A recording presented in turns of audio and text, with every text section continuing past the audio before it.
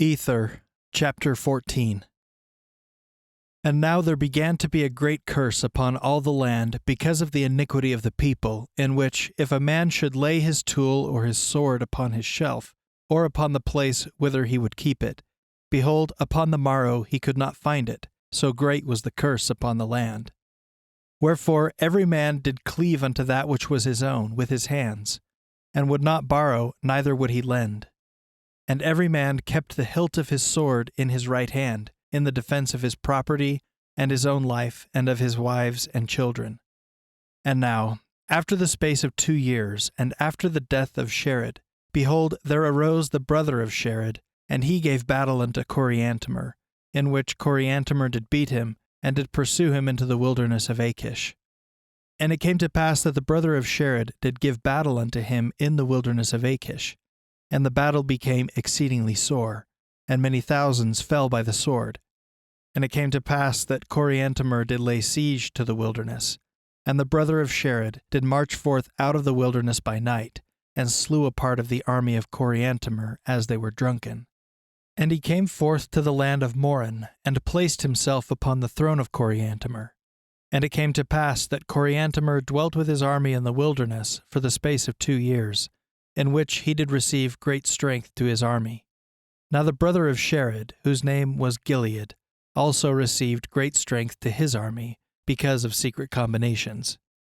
And it came to pass that his high priest murdered him as he sat upon his throne. And it came to pass that one of the secret combinations murdered him in a secret pass, and obtained unto himself the kingdom, and his name was Lib. And Lib was a man of great stature, more than any other man among all the people. And it came to pass that in the 1st year of Lib, Coriantumr came up unto the land of Moron, and gave battle unto Lib. And it came to pass that he fought with Lib, in which Lib did smite upon his arm that he was wounded. Nevertheless the army of Coriantumr did press forward upon Lib, that he fled to the borders upon the seashore. And it came to pass that Coriantumr pursued him, and Lib gave battle unto him upon the seashore.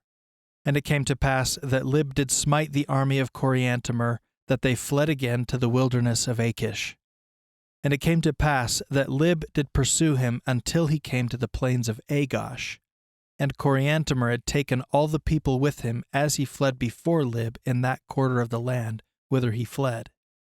And when he had come to the plains of Agosh, he gave battle unto Lib, and he smote upon him until he died.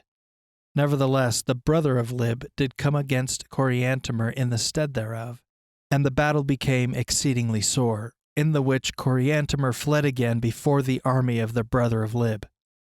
Now the name of the brother of Lib was called Shiz. And it came to pass that Shiz pursued after Coriantumr, and he did overthrow many cities, and he did slay both women and children, and he did burn the cities. And there went a fear of Shiz throughout all the land. Yea, a cry went forth throughout all the land. Who can stand before the army of Shiz? Behold, he sweepeth the earth before him. And it came to pass that the people began to flock together in armies throughout all the face of the land. And they were divided, and a part of them fled to the army of Shiz, and a part of them fled to the army of Coriantumr. And so great and lasting had been the war, and so long had been the scene of bloodshed and carnage, that the whole face of the land was covered with the bodies of the dead.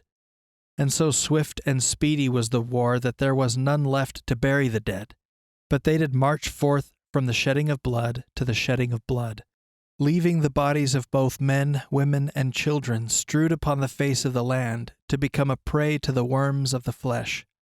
And the scent thereof went forth upon the face of the land, even upon all the face of the land. Wherefore the people became troubled by day and by night because of the scent thereof. Nevertheless, Shiz did not cease to pursue Coriantumr, for he had sworn to avenge himself upon Coriantumr of the blood of his brother, who had been slain, and the word of the Lord which came to Ether, that Coriantumr should not fall by the sword. And thus we see that the Lord did visit them in the fullness of his wrath, and their wickedness and abominations had prepared a way for their everlasting destruction. And it came to pass that Shiz did pursue Coriantumr eastward, even to the borders by the seashore, and there he gave battle unto Shiz for the space of 3 days. And so terrible was the destruction among the armies of Shiz that the people began to be frightened, and began to flee before the armies of Coriantumr. And they fled to the land of Korihor, and swept off the inhabitants before them, all them that would not join them. And they pitched their tents in the valley of Korihor, and Coriantumr pitched his tents in the valley of Shur. Now the valley of Shur was near the hill Comnor, wherefore Coriantumr did gather his armies together upon the hill Comnor, and did sound a trumpet unto the armies of Shiz to invite them forth to battle. And it came to pass that they came forth, but were driven again. And they came the second time, and they were driven again the second time. And it came to pass that they came again the third time, and the battle became exceedingly sore.